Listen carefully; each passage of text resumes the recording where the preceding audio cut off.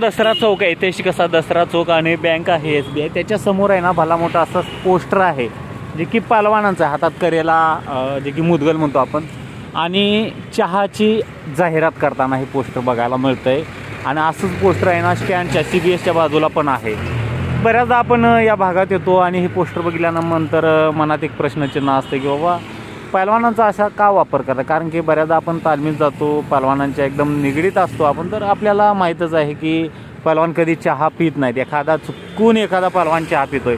थंडाई पिणाऱ्या पहलवानांची जाहिरात अशी का, तर आणि तसं बघायला झालं तर कोल्हापूर, कुस्ती पंढरी आणि बाहेरचे बरेचसे पर्यटक या ठिकाणी येत असतात. एक वेगळा संदेश जाऊ शकतो की पहलवान हे चहाची जाहिरात करतात.